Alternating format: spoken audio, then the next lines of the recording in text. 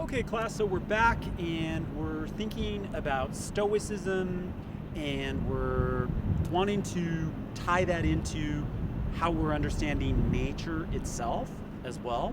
And so that's getting us into this complicated terrain of defining nature and then also getting a sense of how it is that the ancients understood it. So Stoicism is a philosophical school of thought that started more or less in the 3rd century BC and extends to the 3rd century AD, probably by way of ending with the life of Marcus Aurelius, more or less, and starting with Zeno, who was a Greek philosopher, and extending through many other philosophers. And so probably the last Stoic philosopher is Marcus Aurelius. And so that shows us that it had a long run, and it also shows us that it has a Greek phase and then also a later Roman phase. And so what we focus on usually is the Roman Stoics, i.e. Marcus Aurelius, but we also will refer to Epictetus, etc., as Stoic. We probably won't be looking at Epictetus, more so in Marcus Aurelius, but today we're just getting into Stoicism in general, okay? And so this was written by an expert on Stoicism, William Stephens, and he's alive today. He's an American guy writing about Stoicism. And so first thing he points out in the Internet Encyclopedia of Philosophy about Stoicism is that it's teleological. So that's what he's referring to as an end. So that idea of an end that is teleological is the suggestion that the Stoics believed that human life had an end that it was aiming for. And the end that it was aiming for a Stoic is virtue.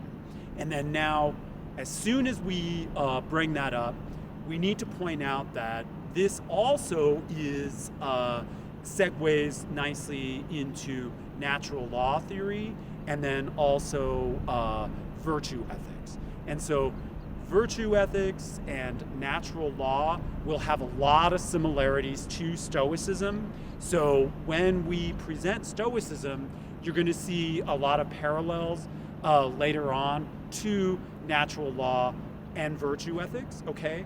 And I guess the reason for that is because the Stoics are working after Aristotle, and Aristotle is a virtue ethicist, and then likewise, natural law is an extension of virtue ethics, and so they're all working together. And I guess what that does is it also emphasizes this idea that ethics is unidirectional in the sense that it's always aiming toward goodness, okay?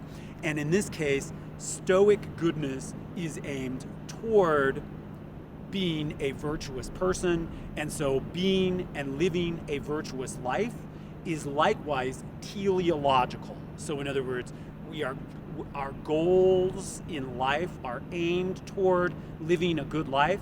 The word for that, the fancy philosophical word for that is teleological. And so in order to live a virtuous life, according to the Stoics, we must live in agreement with nature. So living in agreement with nature is becoming a virtuous person, okay, in and of itself. But then also, Stephens points out that that nature itself is providential according to the Stoics. And so all that's really saying is that we are born into our particular fate, and we are then destined to live according to what that particular fate is. And so a Stoic is managing his virtue by way of what's given to him or her in terms of their position in life, their providential position they must work with. And so that's probably the most controversial part about Stoicism, And I'm not going to get into too much detail there, other than to designate that that's one way of living in accordance with nature that is logical. In other words, it is reasonable. So in other words, nature has a logos in the way that it's working, and that logos is something that we take a part in by way of becoming virtuous people aimed toward goodness. And so that aiming toward goodness is taking into account the providence of what you're born into, the fate of what you're born into. And so that's one way that we understand living with nature. The second sense in which we're understanding living with nature is by way of understanding what is natural to a human being, okay? And likewise, what is natural for other living things. So fire moves upward is fire's nature, and for man to live according to his nature is to access his reason and to live by reason to aim his or her life to be a virtuous person in accordance with what it means to be human and how it is that you are born, right? Your station in life is something to be accepted by way of virtue reasonably. So the development of Stoicism is focused on the way that we understand our lives rationally. So in other words, man or humankind is rational by nature. Therefore, to be virtuous is to understand what it is to be rational, okay? And so one thing that Stephens points out is that so he writes about what's called appropriation. Appropriation there is just really another word for living in harmony with one's self, okay? Living in harmony in one's environment, living in harmony within one's body and one's community. But starting out with living in harmony with oneself then is something that needs to extend from that primary way in which we understand ourselves to be something that is reasonable. And so something that is reasonable is extending us beyond ourselves to a community of people who are likewise reasonable and rational. So in other words, our extending of reason from ourselves to our community and to the larger cosmos as a whole, the larger universe, is to recognize the way we are living in the world virtuously by way of reason for the Stoic, okay? And so this is a way that we are, so to be virtuous is to recognize what is good, and what is good is to live in harmony with one's body and one's community and one's environment, right? And so to counter that and to contradict that is to be irrational. And so therefore, to be irrational is what we're looking at as bad or evil, okay? So that which is bad or evil is a way that we are departing from reason, okay? And now the other point, some other points that Stephens makes has to do with the indifference. So in other words, there are the preferred indifference, and then there are also the so-called dispreferred indifference. And so the way that we're understanding the indifference is that those indifference are ways that the Stoic is working with his or her rational choice in order to not become impassioned with the way in which we are becoming stressed out, let's say, about the things in which we should be indifferent to. So the preferred indifference have to do with health, pleasure, wealth, reputation, etc. The dispreferred indifference have to do with death, disease, pain, weakness. So in other words, these are all ways in which life is working. In other words, we need to have health, but we also understand that death is a necessary part of how it is that we understand ourselves as mortal creatures. And so when we're understanding that, the Stoic is suggesting that these things should be we should be indifferent to these things and not become impassioned with the way that we are rationally considering these things to the degree that we are becoming overwhelmed by them.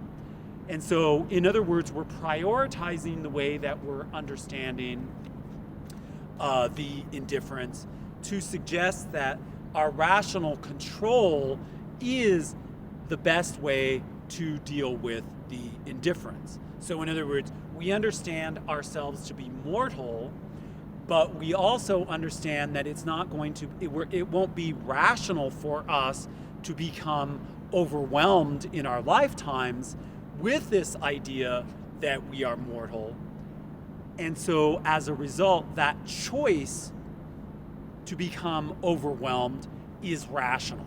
So in other words, all of our choices in terms of how it is that we're understanding the indifference have to do with a rational choice that gets us to a better way to become virtuous. So in other words, to be a virtuous person for a Stoic is to have rational control over the way in which we are contending with the indifference. Okay, so that which we should be indifferent toward is something that is managed by way of being a rational person, and that management of not being overwhelmed by the indifference lead us to a virtuous life.